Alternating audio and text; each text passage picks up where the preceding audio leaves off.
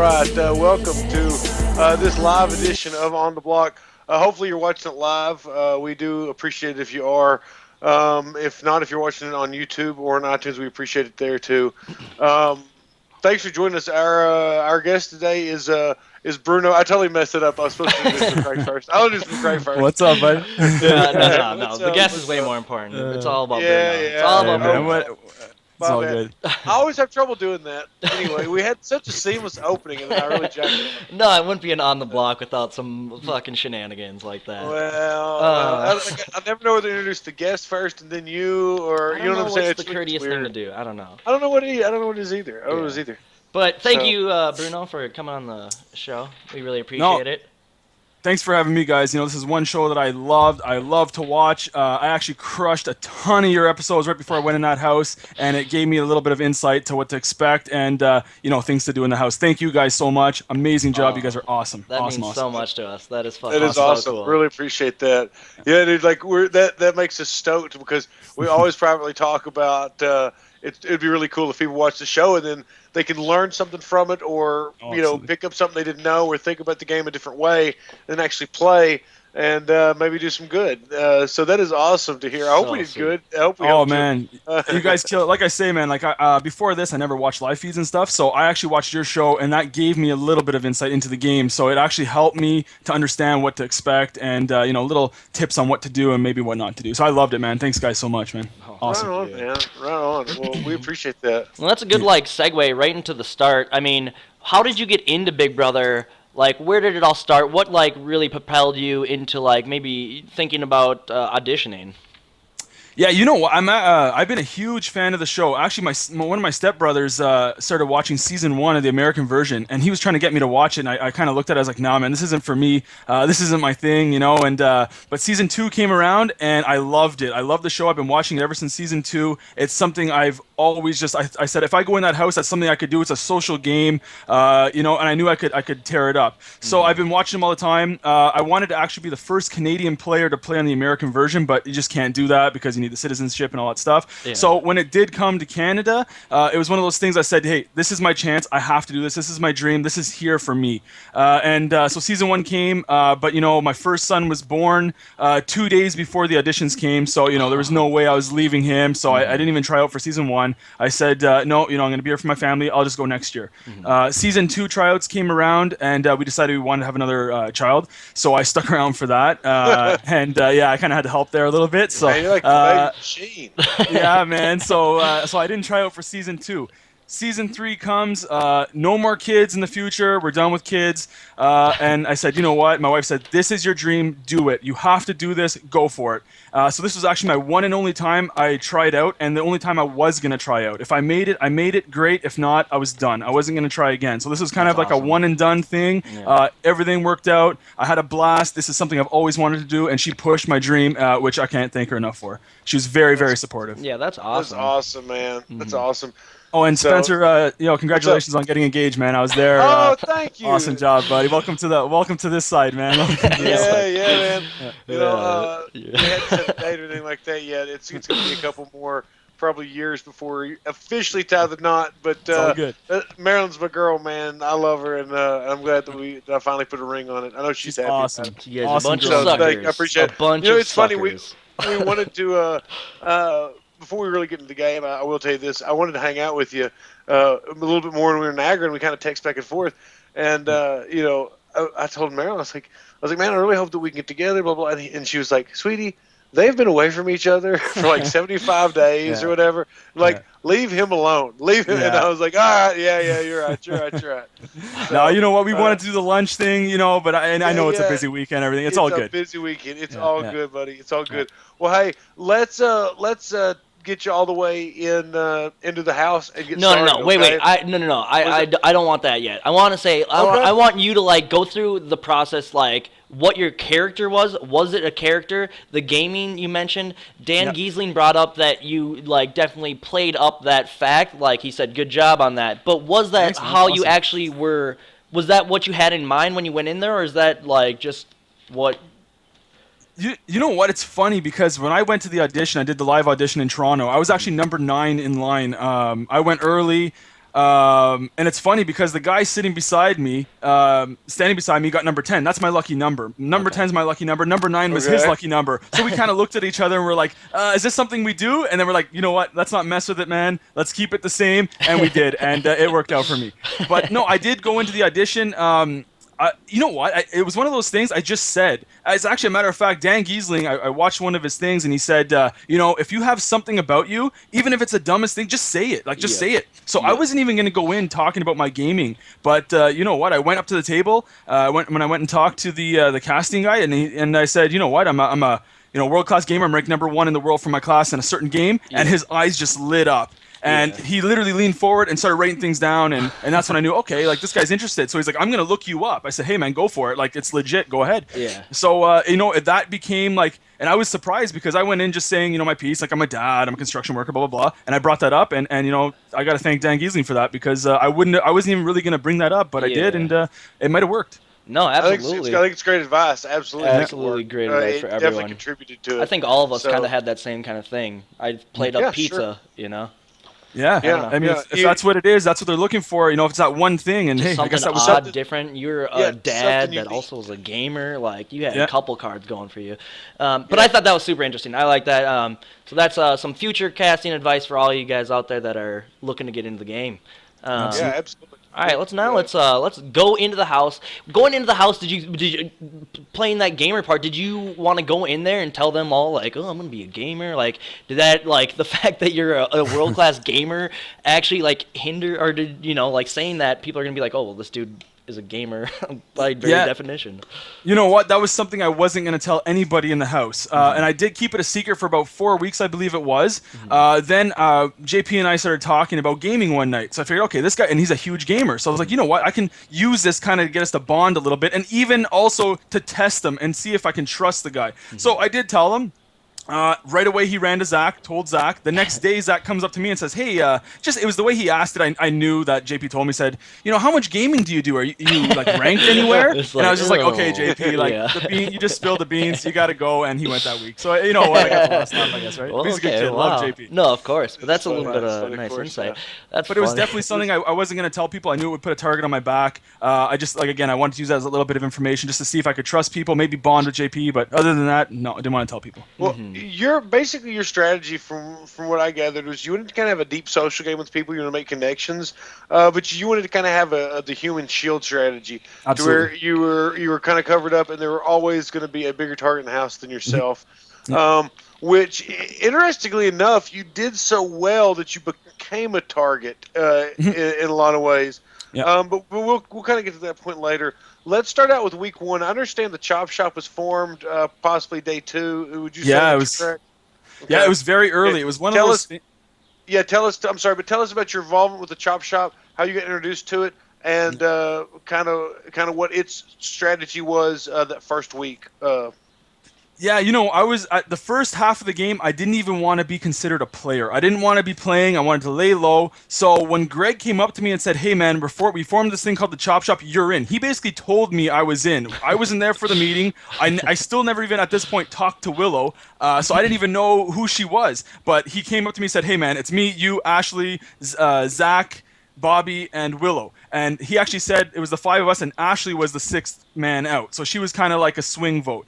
You can't say no to that, especially on day 2 when, you have 6 people that are willing to work with you and you've done nothing and you have no blood in your hands. So it was great for me because I didn't have to go around and talk a lot of game and get seen. I could kind of just lay low, and that's exactly what I wanted to do. For the first few weeks, I didn't want to play. I didn't want to do anything. Didn't want to get any blood on my hands. I wanted other people's mouths and them to get themselves into trouble and shoot themselves in the foot, which Greg did. I saw the way Greg was and his attitude, and I love the guy, but he's a very he was like an aggressive player. He's very hot-headed, emotional. So I saw that. I used that to my advantage. I would plant little things in his head like Neha's got to go, because I saw how dangerous she was, and right away, boom, he's running around. Neha's got to go, Neha's got to go, Neha's got to go. So little things like that I use. So about the human shield thing, I always wanted to align with a big target. I know it sounds kind of weird because they would be the target because they'd always want to break us up. They'd always think like, say, me and Greg are together. They want to break us up, but they're not going to come for me. They're going to go for Greg.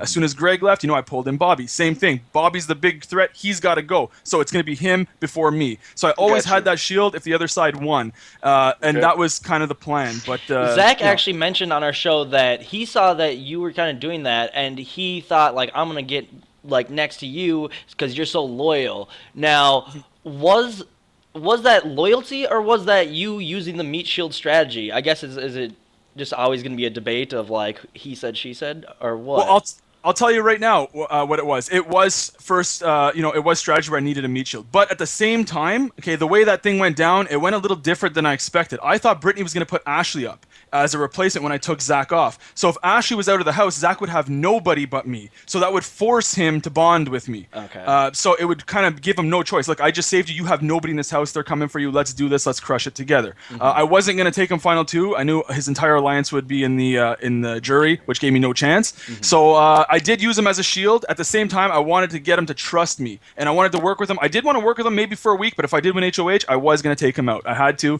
I knew if I went too deep with him, it'd be too late. So this was my chance to get him out. I was going to do it. But yeah, definitely a meat shield. That's the way I played the whole game. Okay. All right. So I didn't want to jump ahead, but that seemed like a perfect. Yeah, we can get there. Yeah. Yeah. Okay. Yeah. So in the first couple weeks, Bobby was the first real HOH, and Cindy was the target. Went home. Not a worry for you in the chop shop with Bobby. That's a sweet week. All right, sitting back chilling. All right, let's talk about the next week. All right, we've got Kevin as HOH. That's the week. That was the instant eviction. There wasn't a whole lot that could have been done that week. It was between Neha and Brittany. Neha was going, and she went. So like during that time, that was pretty easy for you, correct? You know what? I saw how dangerous Neha was. She's a great player. She saw what everybody was doing. She knew the game in and out, and I saw that. And who started the "she's the new Netta" thing? Was that you or was that Greg? That was me. Yeah, that was me. I had to. I knew I knew I had to tell Greg certain things. If I told him she was like Netta, he would like it would open his. Oh my God, she's like Netta. She has to go. She has to go before it's too late. And I would tell him things.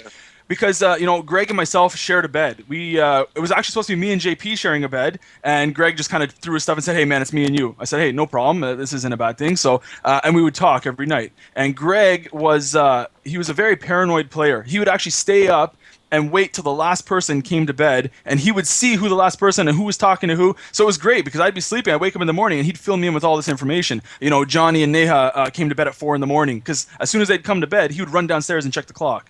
And things like that, and he would always wait. So it was great that I shared a bed with him. So yeah, we would talk and say, Neha's got to go. Neha's got to go. I tell him enough. He believed it. He spread the word, and yeah, she went.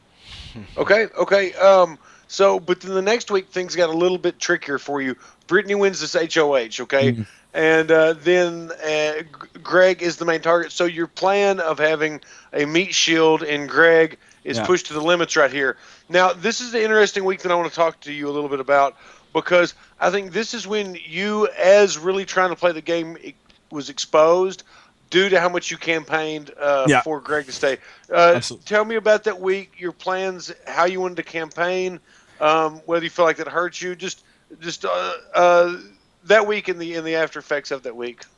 Yeah, it was one of those things. It was a week that I needed Greg in the house. I needed him as that shield. I knew everybody wanted him out of the house. So for me and even everybody else, the best case scenario is that he stays because as long as he's in that house, everybody's gunning for him. So I tried to tell, we were in the pantry, I believe, and I was trying to tell JP and Zach, said, listen, man, this guy, but at the time, I didn't know they wanted him to leave because nobody knows this, but myself, Greg, and Brittany kind of had a talk the first week. The feeds weren't up or anything, so nobody really knows, but we all said, listen, man, we're going to stay together here. We're not going to vote each other out. We're not going to put each other up, which was easy for me because I knew Brittany was going to be a pawn week after week. So by me telling her, listen, I won't vote against you, it was very easy for me to say because whoever she's sitting beside is almost a death sentence, right? So that helped me. And then when I won HOH, I didn't want to put her up, blah, blah, blah. So that's what people don't know. So when she was HOH and she got rid of Greg, I was surprised because he was never coming for her. She did other people's dirty work where they wanted him out of the house, not her. She didn't need him out of the house because he was never coming for her. So that kind of surprised me, and it actually did catch me off guard. I wasn't expecting that at all. Okay. Okay. So, about campaigning, yeah, I did. Yes. I did need him in the house.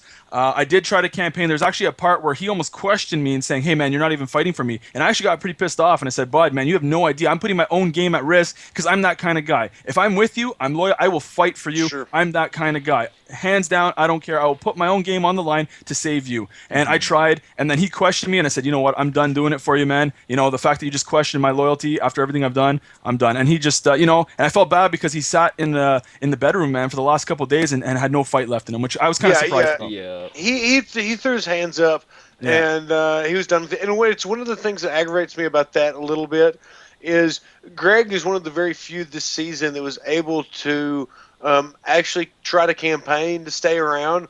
Like, you got 5 minutes of campaigning time, and it was toast for you. You know, so many people, there was the opportunity to campaign to save themselves was stolen from them due to some of the twists.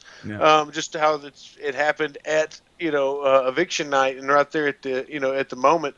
It really was. It was lost opportunity for the season that he could have campaigned to stayed. And I wished he'd tried a little harder. But he was done with it. Some people, they just know when they're defeated, and he just felt too defeated. I was surprised, man, because that guy had like you said, he had a lot of fight in him, and he's that guy that I thought for sure he could get himself out of this situation. I was surprised to see that, but I love the guy. He's a great guy. We're definitely very good friends. Yeah. Great dude, man. Great dude. Yeah. Okay, so let's go to that next week. This next week was a big week for you. This is I guess it's considered week 4. You're missing your family. Yeah. You win this HOH. This is big. Take me through this week. And I know that Johnny was your target. You won the veto, so he stayed your target. That's kind of the framework of it. But tell me all the details. Get me in between. Yeah, so I'll tell you actually this week. So it was the Sunday before HOH. I started talking to Johnny a bit. We started talking about our families. I got a little emotional. I started missing my kids, and I'll tell you guys something right now. I was that guy sitting at home on the couch saying, "Hey man, you guys have been there for 3 weeks. How can you miss your family? Like, come on, guys. Like, suck it up, But sure. I tell you, man, and you guys know, being in that house. Even after a week or 2 weeks, you don't hear their voice. You don't know if they're okay. Especially, I have 2 young kids. But you guys don't know is the day before I left, the day before I went to CHIO, it's the Children's Hospital, and I found out that he might need surgery on his feet. So this is what I found out the day before I got taken away. So that's always on my mind every single day, and I have no idea if he needs a surgery, if he's okay, what's going on, did he have surgery? Those I have last no idea. moments are just frozen in your mind. That's the last. That was hard for me. You know what I mean? So, so. Hope you're breaking up a little bit. Yeah, all right, sorry there. I thought I got disconnected there. Oh, you're back. Yeah, so I started talking to Johnny a bit. I started getting a little emotional, and I said, you know what? This is the week. I have to see my family. I have to get a letter. There's no way I'm losing this week. I'm winning HOH. So I sat down, cried it out a bit, and when Wednesday came, there was no doubt in my mind that I wasn't going to win that. Okay. At that point in time, you wanted Johnny out of the house, out of everyone. That was your intended target, and that's who you got out. What made Johnny such a threat? Well, here's the thing. Johnny was my target, but the reason I didn't put up someone like a pawn, I put up Johnny and Sarah, because I always said, and I said this multiple times in the house, the HOH puts them up, the house takes them out. So I put Johnny and Sarah up because I knew Johnny would campaign. I knew he would fight. He wasn't a quitter. He had a lot of fight in him. So I knew he would fight and possibly be able to flip the votes, which I would have been okay with. So, me and Johnny had some talks in the HOH room, and I said, listen, man, if you stay, the door's open, we can talk, man. I just have to do this. So I said, fight, get the votes, blah, blah, blah. So I was hoping, like, either way, I obviously wanted Johnny out, but if the votes flipped and Sarah went, I was okay with that too, and that's why I put 2 big players up, because either one was a win-win for me. So Johnny was my target because, you know what, that guy had a lot of fight in him. He's very good at this game. Social game was amazing. Very, very, very good player. So I needed either one of them out of the house. Whatever one, it didn't matter. But they're both great people. And is this where like the beginning of the conflict starts with Sarah? Where does that all start? Like, because that has to be building, or maybe the seeds are starting. Yes. Kind of like yeah, Well, I'll tell you, like, I mean, I'm sure she didn't like being put up on the block. I'm sure that's where it started. But Yeah. one thing is, Sarah and I don't know what it was. We could not get together to talk. I don't know what it was. We always wanted to work together. I wanted to work with Sarah. I knew she was a smart girl. I knew she was good at this game. But it's like almost like we knew that we were both up to no good, and we couldn't trust each other. Yeah. So it was one of those weird moments. I really, really wanted to work with her, and the week that. Zach was HOH. It all showed what happened, but I don't want to get too far ahead. But yeah, she was very, very good. I knew she was here to play, and I knew she was a fantastic player. So, but it's like again, it's one of those things we were kind of knew what we were up to, so we couldn't Mutual kind of respect. Yeah. Absolutely, she's a great girl, and like we get along. Like I was just talking to her yesterday. We're texting around, But absolutely, and Yeah, now in hindsight, it makes sense exactly why. Like, Yeah, of course. yeah. Yeah. So okay, well, Johnny leaves on day 28, so that's the end of your HOH. Zach is the new HOH at this time. Even though Greg has left the house, there's still kind of this idea of Chop Shop as just it seems to be just it's thrown around as fake loyalty, just as like 100%. just enough of an excuse to not put somebody up Nailed that it. you'd be searching for. So. So you felt when Zach won HOH? I'm asking you kind of a two-part question. Zach wins HOH. Do you feel safe?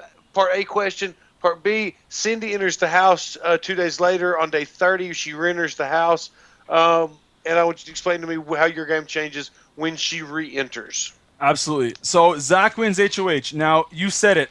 This Chop Shop was done. Chop Shop was done almost like week 2, week 3-ish. I'm gonna say when Greg walked out the door, it was absolutely done. But I wanted to use it as we're loyal to the Chop Shop. Me and Bobby are loyal to the Chop Shop. So Zach would believe that and kind of think, I wanted him to think like, well, Bruno and Bobby aren't coming for me. Why would I want to take him out? So I tried to use that, and we kept saying chop, chop, chop, chop. But on my week of HOH, I knew that Zach was already splitting. That guy played a great game. I'd say one of the best games in the house. But I'll tell you right now, him and JP made it a little obvious that they were working together. They would always run off together in the corner or in the pantry, do things like that. Like they'd go in the pantry for 20 minutes to get like a sandwich or whatever. And it doesn't take that long, right? So it's things like that it was very obvious they were working together. And even on my HOH, I rarely talked to Zach, but it almost looked like Zach and JP were kind of always plotting together, and it kind of opened my eyes. So now we'll come back to the Newport Alliance here in just a second, because I got a couple questions about this. Do you feel like maybe you left the Chop Shop too late? Did you play because Bobby really did play in the Chop Shop at this point in time? Bobby is your meat shield that you're using at this time. He's the bigger threat. Yeah.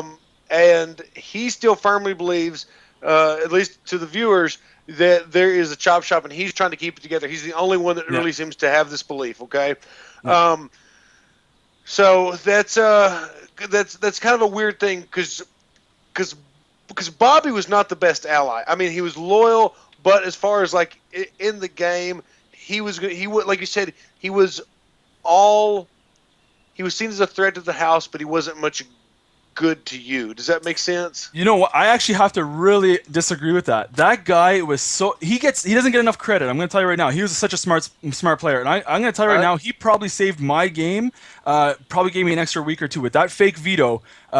I'm pretty sure I would have been toast either the week before because people believed that he had this veto. They didn't show it enough on the show, but people believed it. The Diaper Alliance thought he had this veto.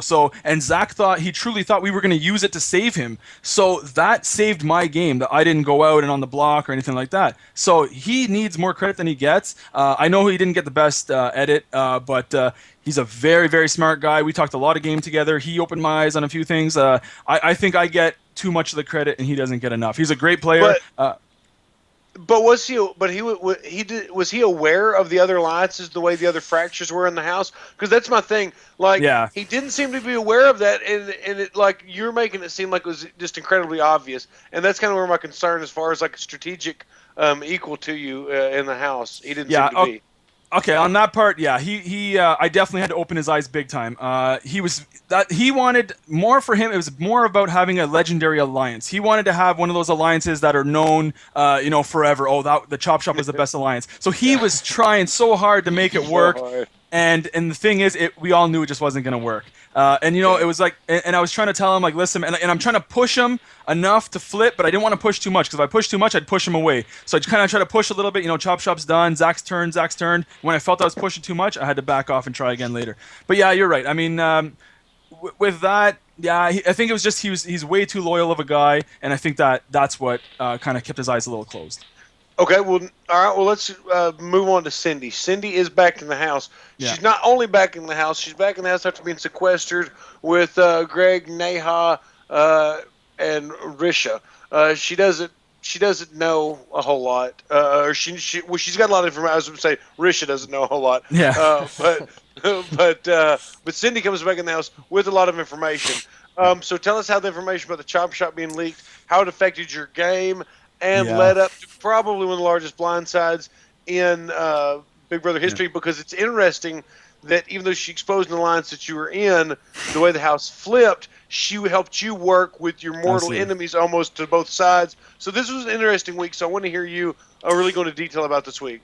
Yeah, I'll tell you, this is actually my favorite week in the house. I love the JP flip. This is something I always wanted to do. I always wanted, like I said again, HOH puts them up, we bring them home. That's how I always wanted it. I never wanted people, and JP just felt very safe. I love it. He's such a great guy, but he felt very, very safe. So yeah, Cindy coming in. Actually, when we saw the 5 people on those ropes, they showed us a little clip. At first, I wanted Greg. I was like, if Greg comes back, that's perfect for my game. But a very, very close second was Cindy, and I meant that. I really wanted her back in the house because before she left the first time, I was pretty much one of the only people that would sit there and actually talk to her, and we'd talk on a personal level. And I told her flat out, Cindy, you're the one person I wanted to work with, which was true. It wasn't a lie. I knew she was a beast. I really wanted to work with her. So I was telling her, you're the one person I wish we could have connected a little bit more, blah, blah, blah. And we just started talking like that. And we got like on a personal connection. So when she came back, we said, listen, this is our chance to work together. Let's do something. And when JP and Godfrey were left up on the block after the veto, we all go up and we hug it out and everything. Godfrey came up to me first and he hugged me. He goes, Bruno, man, doesn't look good. I'm going home. And I literally said to him, I said, no, you're not, buddy. I'm making sure you're here next week. And this is before I even talked to Cindy or anybody. I was determined to keep Godfrey. What people don't know is actually myself and Godfrey were very, very, very close throughout the whole season. But we kept it in a way that nobody would know. We never hung out. We'd play Godball. We'd talk strategy when we play Godball. We'd play a couple games and we'd leave. But we'd never be hanging around for 2-3 hours at a time. Black and Brew, baby. Black and Brew, that's what we did. Fucking yes, Black baby. and Brew, man. I love such that a badass alliance. Yeah, oh man, that guy's the best. Yeah. So, and we were smart about things. We'd meet up at like say 4 in the morning when everyone's asleep, and we would just, just let it out. It was just great. We had such a good time. But so I told him, I said, listen, you're gonna stay this week. Don't worry about it, man. I'm gonna make sure of it. Little did I know, Cindy had the same thing in mind, and I could kind of tell when Sarah came up to me, and I never talked game with Sarah at this point, and she came up to me one time and just said, so who do you want to keep this week? And just the way that she said it, I kind of said, okay, there's a little wiggle room here. Let me just feel it out. So then Cindy came up, we talked, and I said, all right, I know we're going to do this. It just came down to convincing Bobby again with the chop shop. He was very, very, very loyal, didn't want to turn on Zach. But you saw the candies and everything, and I had to basically draw it out. I'm a visual guy myself. So I drew it out for him and, said, hey, this is Zach. This is who he has. This is who we have. We got to do this now or we're screwed. And it worked. Best move of the season in my eyes. Yeah, that was a really, really fun one to watch for us. And watching the whole thing turn around and being like, okay, they might actually have the numbers. This might actually flip. This is going to be a great blindside. Like, you kept it entertaining for all of us at home. Like, that was just a really, really fun one all around. While we're at Sydney's return and JP's eviction, was there anybody, with the exception of Greg, that how would anybody else coming back in the house have affected your game, other than Cindy, with the exception of Greg? Yeah, I'll tell you right now, Johnny coming back probably would, I don't know if it would have been good. I think, we talked about it after and he said he was going to come back and work with me, but at the time I didn't know that. I just got him out, a few days before, so you don't know how it's going to go. Neha, I was scared of her to come back. She's a great player and I knew that she could rally people up. Risha, Risha always wanted to work with the boys. I knew she wasn't going to get along with the younger girls. They're just at a totally different space in life. She's done a lot more experience, and they're just at different places in life. So I knew they weren't going to get along. So Risha coming back would have been great. Wouldn't have been bad for my game at all. Neutral, but at the same time, but at the same time, I knew she'd be a vote for me. But at the same time, I don't think she could have benefited me too much. Neha, I think it would have been against me. Johnny against me. Pretty much my only hope was Greg or Cindy. That's what I wanted. Anybody else, it could have been very bad for my game. Okay. Moving on, let's trudge on a little bit deeper. JP just leaves. Okay, we've got HOH, and all of a sudden, Peely wins out of the blue. Whoever would have thought that Peely would win? But tell me about that week. I mean, like, you just flipped on the diapers, or you didn't flip on the diapers, but you flipped the vote flipped, yep. and JP went home, which really took a number away from the Diaper Alliance. Explain to me what you try to do, where your game is this week moving forward. Yeah, you know what? The funny thing is, I actually threw this competition. I didn't want to show my side. After this, what people don't know is after this HOH competition, well, Bobby tried to throw it right away, and by accident got it right. So he had to eliminate someone. So he actually eliminates Cindy, which I didn't like that move too much. That was a big mistake. That was a big mistake. Yes, that was. But you could tell that he tried to throw it. He got it right, and he panicked. Yes. You could totally see it all over his face. I thought, from a viewer perspective, I was like, "Oh shit, that's no good." Yeah, that wasn't good. But you know, and Bruno, did he maintain any kind of trying to still keep the chop shop together at that point? Well, I'm actually gonna get there, and it's a pretty cool story. So so we throw this competition and everything, and so yeah, I throw it, Bob throws it, whatever. Gets rid of Cindy. He walks by Cindy and says, "You only have one life in Big Brother." That's what he says to her. Which, you know what? At the time, I was like, "Bobby, what are you doing?" But at the same time, it almost saved us again. You know, these are things he doesn't get credit for. So right after the competition, Peely wins. Myself, Bobby, and Zach go into the bathroom, and we're sitting down, and I literally sit down to Zach and I say, "Listen, man, you know why I had to get JP out? He was coming for me.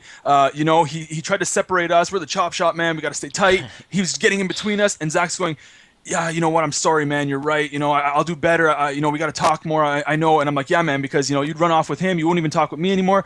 So he's like, "Yeah, I'm sorry, man. I know. I'll do better." So it actually almost, like, it kind of, we knew it was kind of fake, but at the same time, man, we tried to bring that trust back. Mm-hmm. So it was one of those things, like, did it work? I don't know. Maybe not. Maybe he was just saying, "I'm sorry." But you know what? We did start talking a little more after that, where for the whole week before, we didn't even speak once. So it did kind of open the door a little bit. I don't know if it did much, but yeah, you know, like, again, we're using that chop shop as kind of like a little buffer. You know what I mean? So yeah, we threw the competition, brought the chop shop back, I guess, and yeah. Well, Cindy was a huge target. Obviously, after that flip, she was going to be a huge target that week.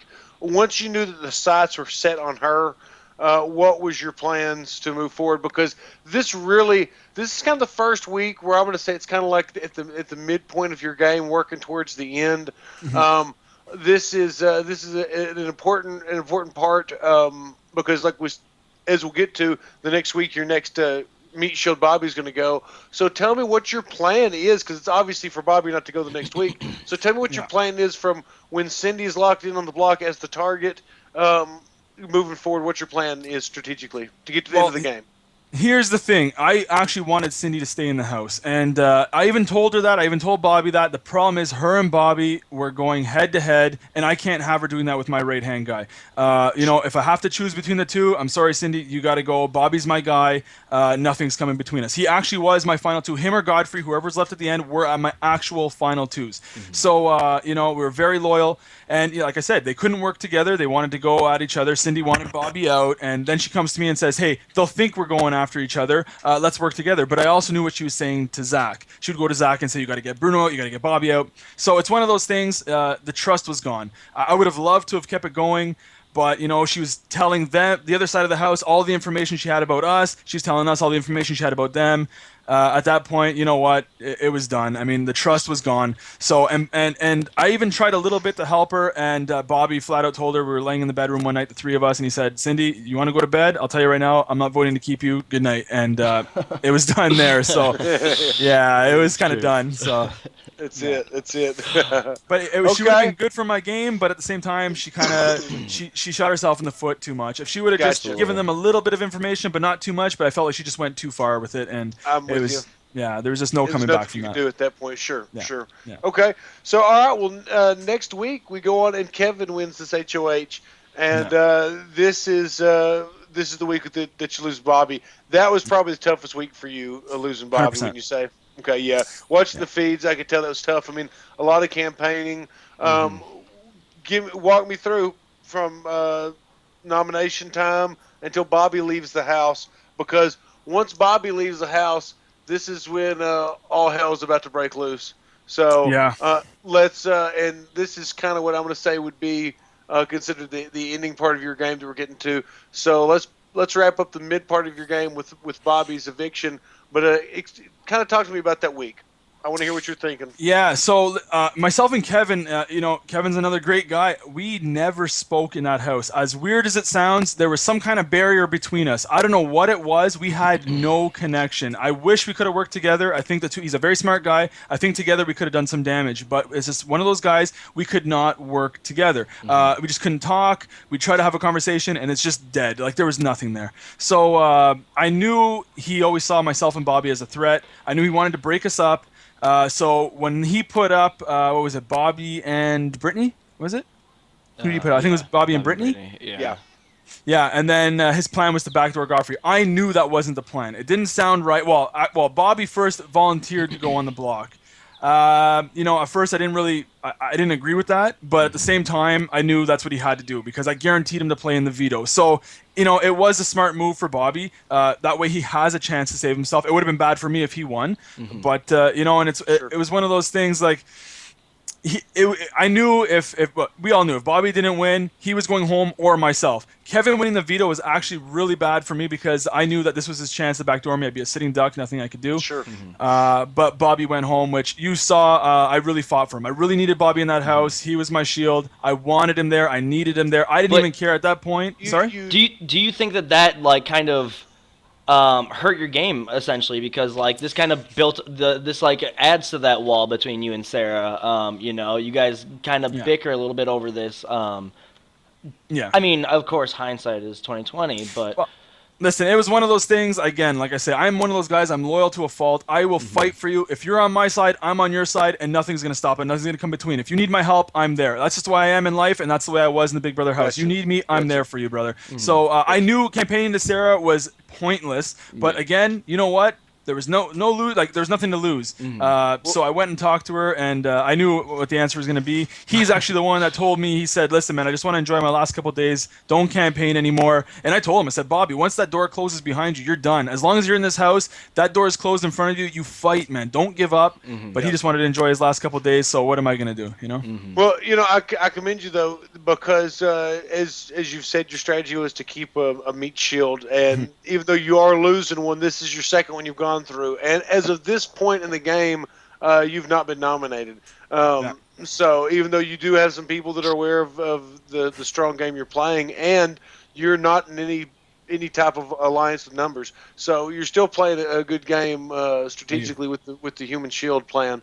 All right, so let's get to the triple eviction. Brittany wins the HOH for this triple eviction. Okay. Yeah, this is day 49 was a huge day for you. Tell me about when you figured out when it was announced it's going to be a triple eviction, how that worked, the nominees, and go up through your thought process when you had the veto right before you used it. I love that move, man. So what happens is, I needed Zach out of the house and I needed Kevin out of the house, but I didn't need them both out of the house at the same time. That would just. I always said, as long as I have time in this house, I have time to get myself out of any problem. That's all I need is time. But by losing Kevin and Zach at the same time, I almost run out of the time, and I know I'm the next biggest target. So what happens is Sarah and Brittany are talking in the pantry, and I knew Sarah saw me as a threat. I knew she wanted me out of the house. I wanted her out of the house too, but I knew I had to get Zach out first. So what happens is Zach and Kevin are going up on that block, and Peely too. They're all going up on the block. And they're talking, what if they win the veto? What are they going to do? Well, Sarah says, well, put Bruno up. well, these two guys aren't even out of the house yet, and she's already trying to turn on me. So I said, okay, well, I can't let this happen. I have to make sure I'm safe another week. I know she sees Zach as a bigger threat. I have to keep him around. So when I got picked for that veto, I said, this is it. I have to win. I threw a ton of competitions this year. I always wanted to win when I had to, and if I felt I was kind of okay, I would just throw them. But this is when I said, you know what? I'm going all out. I'm winning this competition, and I did. So I ran out there. I went balls to the wall, did what I had to do. And I literally, as soon as I had it, I just thought about it for 2 seconds. I said, okay, this is done. From the moment I got to the backyard to that seat, I had to make that decision. I did. I put it around his neck. I don't think anybody saw that. But what you also don't see is that myself and Zach had a little conversation the night before, and we just kind of laughed at everything. We laughed about the game, the house was just, at that point, it was a joke. Everybody knew everybody's game. It was just like, we knew that this person would tell this it was like Sarah would go to Zach, Bruno, blah, blah, blah, blah, blah. Sarah would come to me, Zach, whatever, da-da-da. And then it was just like everybody was doing that. So everybody knew everybody's game at that point. It was just so see-through. So I said, you know what, man, I got to shake things up. And so Zach and myself said, day 49, a bomb went off in that house, and it just reset everything. It was a reset button, and I needed that for my game because I knew if those two guys left, I was next, and I would be fighting the house because I knew, and Sarah even tried while Zach was still in the house after Will left. She was trying to pull in Peely and Ashley, and luckily I had Zach in the house. So you felt like if Kevin and Zach both left at the same time, you'd be the biggest target left. Okay, I get that. Done. Okay, but when you used the veto on Zach, were you trying to keep him around as to continue your meat shield strategy? Absolutely. Or was it to have numbers against the girls? Well, and that's the thing. I don't want to make it sound like a girls and guys thing. I mean, like a girls alliance. I know that. I know. It happened to be girls both. At that point. Sure. Absolutely. Yes, okay. And it is both. I needed him because what I'm going to say is if Zach and Kevin left, Ashley and I know Sarah would run up to Ashley and Peely and say, listen, let's stick together. Let's just get rid of these guys. And, let's just work together for now. We'll get rid of Bruno and Godfrey. We'll keep each other safe, blah, blah, blah. And I knew because she even tried to do that when Zach was in the house, and Zach every night would have to reel them back in. So if I didn't have Zach there, I think it would have been even worse for me. At that point, you and Godfrey obviously were close, and you and Brittany seemed to have at least working respect for each other, an open line of communication, where you and Sarah were shot at this time. When you used this, were you not afraid of the ramifications, since you didn't have time to discuss this, of losing a lot of trust with two people left in the house when you're down to not many left, to I guess it'd be the final 7 at this point? See, that's the thing. Left? That's the thing, is Brittany, and I felt confident, like I knew if I saved Zach that Ashley would kind of, if Ashley won, she wouldn't put me up. If Zach won, he wouldn't put me up. So I knew that bought me another week. And it did. Ashley won HOH, and I was safe. I was safe that week. So it did work. My plan did work. I didn't expect that other twist, which bit me. So all I needed to do, I was guaranteed 1 more week. I was there for 8 weeks, guaranteed 9 weeks. This is a 10-week show. So all I had to do was survive 1 more week, and that would have been at the finale. So my plan would have worked. But again, a twist came last minute, and you know what happened. So let's get into this twist. I know. Well, actually, hold on. I've got some Willow questions for you. Okay. Awesome. You had said, you voted to save Willow. This and I don't really understand this. Okay. Because you voted to save Willow, and your reasoning was because you wanted to split up the showmances. Like, I understand that. However, from the viewing audience, we were kind of led to believe that Sarah and Willow might be some sort of showmance. Did you not see them in the house as a showmance? Oh, no. That was very obvious. That was very, very obvious the two of them were together, even the 3 of them with Brittany.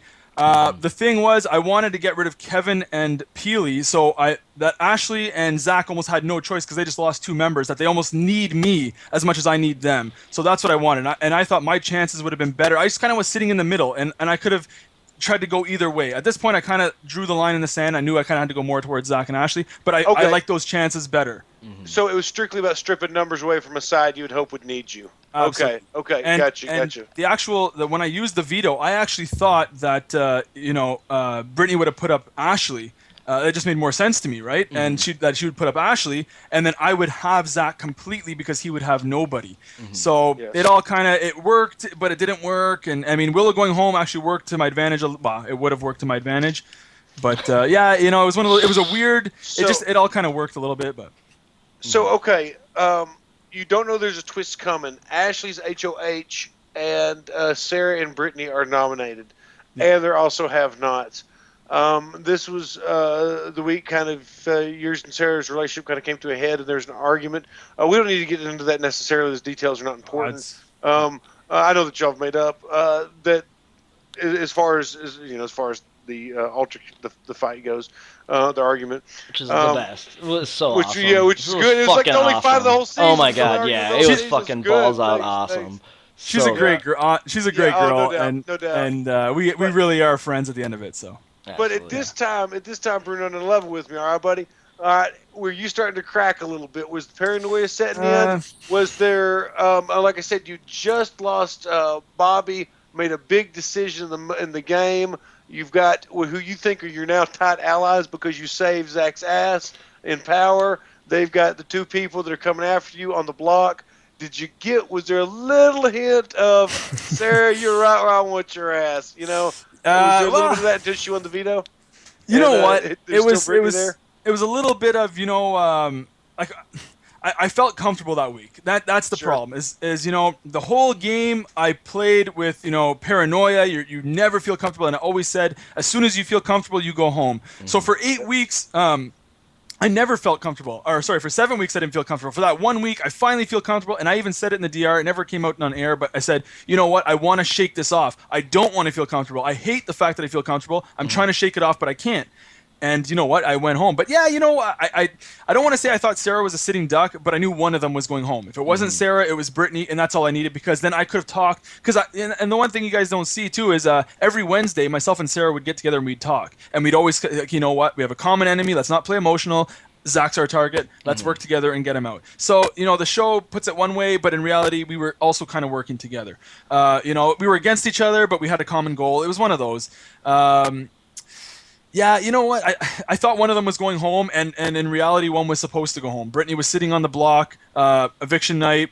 It should have been an easy vote, and we all should have gone on our way. But, what happened, and it is what it is. I hate to kind of woulda, shoulda, coulda, but I'm not going to reverse engineer your veto move. It was a great move, not knowing that there was a twist line ahead. So say that there was no twist ahead.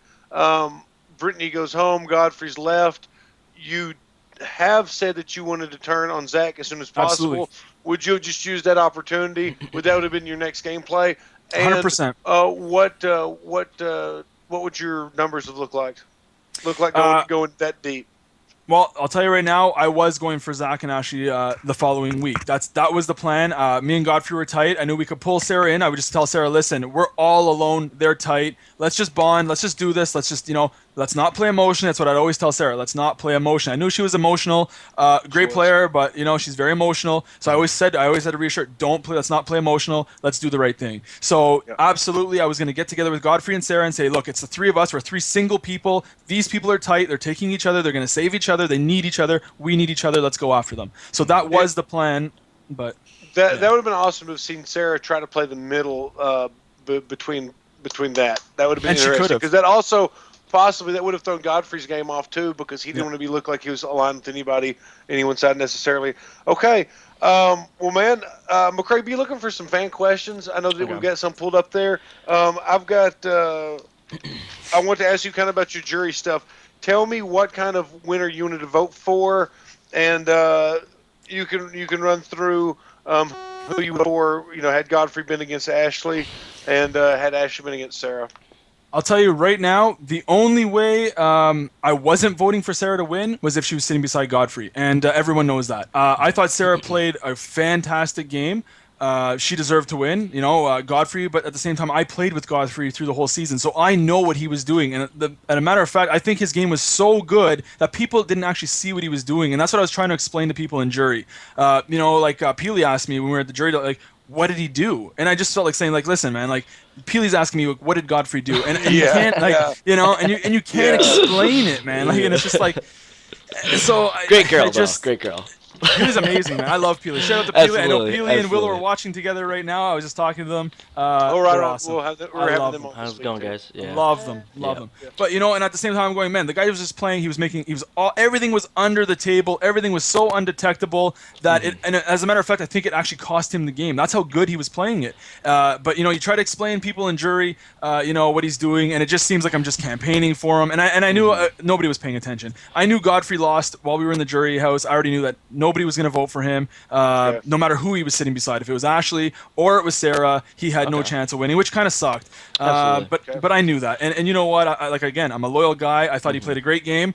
I voted for him, and it wasn't emotional. It was truly that he did play a fantastic game, and I hope when they all go home and watch the season, they see that. But nobody really worked with him other than myself and Bobby, so we saw it. Nobody else really did. So like that. But I think it Sarah, was more apparent on the feeds, I guess, than like even the live show. Live show kind of like sleeps on him also the whole beginning of the season, and then like he kind of does come alive or awake or whatever, But I think in the live feeds, like he's kind of always around. He's kind of always like he has his psychology or his sociology or whatever. He's always a very deep guy, and like it kind of appears. I thought Godfrey and Sarah was like a fine final two. I thought it was an awesome final two, and I thought they were both great game players for both very different reasons, and that's what you want at the final two. You want a good choice or like a tough decision, Yeah, it was a great final two, and either one winning would have been a good way to finish the season. I thought it was a great season, and either one of them winning is fantastic. No complaints. But again, if it was Sarah and Ashley, or Sarah and Zach, or Sarah and Peely, or Sarah, anybody, it was Sarah all the way I would have voted for. The only way she wasn't getting my vote was against Godfrey, and that's what happened. Let's talk about Ashley for just a second. Did you see her as hiding behind Zach the whole time, or did you see her as being her own independent, strong player? Because after you left, she won the next 3 powers of veto, and did very well. There's no way you would have given Ashley your vote. It's one of those things. I mean, and her strategy was fine. You find a target. Like I did the same thing. I used other people as shields. She did the same thing. That's a great strategy. It worked for her. And when he left, she had to step it up and win. I don't want to take anything away. I don't want to take anything away from her at all. She did great. She pulled through at the end. She was winning vetoes, HOAs when she had to, and that's what you have to do. And that's actually what I wanted to start doing at that point of the game. It's like, okay, now you got to really dig deep and you got to start winning everything. And that's what I wanted to do. I never had the chance, but she did it and she did well. But again, I knew Sarah's game. She made moves. Flipped the JP vote. She had her back against the wall a lot of the game too. People saw her as a threat. I saw her as a threat. I was gunning for her, and she got me before I got her. So I gave Sarah that much more respect. I think her game was amazing. Nothing against Ashley. Her game was great too. But if it wasn't Godfrey to win, I wanted Sarah to win. Okay, I got you. So even as a guy that was basically taken out by a twist, your vote wouldn't have gone to somebody that survived every one of those twists at the end, because that was a difficult thing to do, just this season especially. I'll tell you right now, like the twist, the twists were a bit much this year, and they're always designed to take out certain players. There's always there's 90% of the people left in that house that are safe every time a twist comes out, and there's that 10% of the people that their backs against the wall. I knew when Brittany pulled out those vetoes, my game was done. I knew right away, and like with the triple, I knew my name would be one of them. You're not going to see Ashley or Peely or Brittany, or they're not going to be the main target on a triple, or they're not going to be the main target on 2 vetoes. Yes. You know what I mean? Like it's always going to be myself or Zach or Kevin. It's that kind of player. So. And not to take anything away from anybody, they all played good games, but at the same time, they didn't have, with those twists in mind, like Zach. And Zach especially didn't have a chance. He was always a target for those twists as well. Sure, like I'm not going to say it's me. It's Zach and Kevin and all of them. So it's that much more difficult for players like that, I find. And it's just, but it's part of the game. It's what we sign up for. Do you think that will affect the next season, the season to come? Do you think that everyone is going to start playing towards the twists? I hope not. I really hope not, because it discourages people to actually play the game, and I hate that. Yes. I don't want people to go in the house and be scared to play and scared to make moves, because that's what it does. It's like if I just went in that house and I sat on the couch and I did nothing for 8 weeks, I wouldn't be considered a threat. So when that triple comes, I'd be sleeping on the couch and I wouldn't care. Yep. But because I was there to play and I was there to make moves and I was making all these different moves, I knew that once those twists come, I'm on the line. Well, so I hope I'm a strong believer of let the players play. Absolutely. Absolutely. Don't like if you want to get Canada involved, that's great, but don't make it, especially like 8 weeks in, 7 weeks in, 9 weeks in. Don't make it a game changer like that. Let the players play because it takes out the bigger players. Absolutely. It stifles the momentum of great games. Like great games can't get the traction to start because twists, swing through like a wrecking ball and mess them up. I do hope it doesn't affect next season of Big BB Can 4 because really, as of right now, if you're auditioning for Big Brother Can 4, there's no point in really trying to win the game because a twist will screw up a good game. So really, the point would be to go in trying to play the wackiest character you can and the just most try to be lovable. remembered. Yeah. So I think lovable or zany would be good. But anyway, McCrae, there's a question from Hamster Watch on our hashtag Ask This. Hamster Watch. OTB Pod. Yeah, because speaking of twist, Dingo's got a good one for him with relation to his twist. Hamster Watch asks, please ask if Bruno knows what a mess double veto was and how viewers voted for / wanted him to 2 times it. Oh, to use it 2 times. Yeah. Okay, yeah. The one on my HOH? Yeah.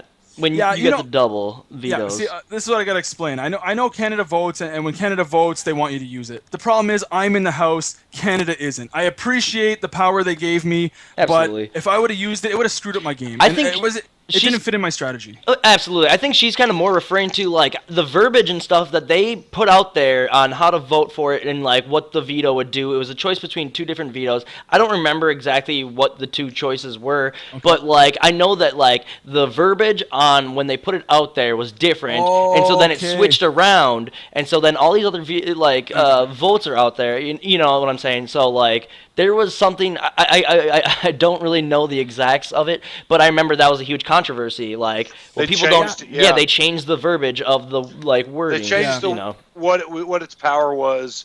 Yeah, something about I had to use it, and then they changed it to I had the choice of using it. Is that what it was, or something like that? Yes, I can't remember exactly, but I mean that's kind of curious. I wouldn't say that there's any like shenanigans behind it, but I do think that it was kind of ill thought out, if not shenanigans. I think they plan things and they announce it and then they say, "Ooh, maybe we got to be careful what the limitations are of this power." Yeah, see this. As you guys know, this is stuff when we're in the house. We have no idea. No fucking clue. You know what I mean? Exactly. So we don't know. Like whatever the controversies going on outside the house, we really don't know when we're in there. This is stuff I heard after I left the house. So this is 5, 6, 7, 8 weeks ago, whatever it is. But I heard something about it where I was either supposed to use it or I don't know. But some weirdness. It was one of those things that power was also made for someone not the HOH to win. It was made for one of the nominees to win, or even someone that wasn't on the block. To gain 2 allies and make more enemies on the HOH. So, I know if Canada gives you power, they want you to use it, but you know what? There's no chance. I would not. Yeah. That's silly. That's completely It was silly. done like that. Yeah. But like the thing about like your whole game, the way that I see it, you were on the good side of a blind side. You were a huge part of that blind side. You then, you went to get some crazy powers. You ended up getting into the only fight. You ended up making one of the craziest moves of the whole season by giving the veto to Zach. Like, to be honest, you are on the good side, the most entertaining side of everything that happens this season of Big Brother Canada. And I think there's definitely something to say about that because, that was always something that I wanted to do when I go in there. I want to be entertaining. I want to be loved by all. And I think that you definitely gave us a show. And that's, I salute, hats off, all that goodness, because that's, thank you for going in there and playing the game, That's, and that's the one thing I said. I want to go in and I want to put on a show. I always hated it when, it's eviction night and it's like 13-0, 12-0, 10-0. And you could see it in the crowd's face. They're just like, nah. So I always wanted to bring a show. I wanted to bring excitement. I had the opportunity to play. I wanted to give back. So, I always said, if I have a chance to make moves, I'm going to do it. And I hope I did. Man, you did a lot of stuff. Man. Dude, absolutely. You saved Zach with that veto. Everyone in the whole, everyone all over America, all over Canada. Everyone. I was tripping.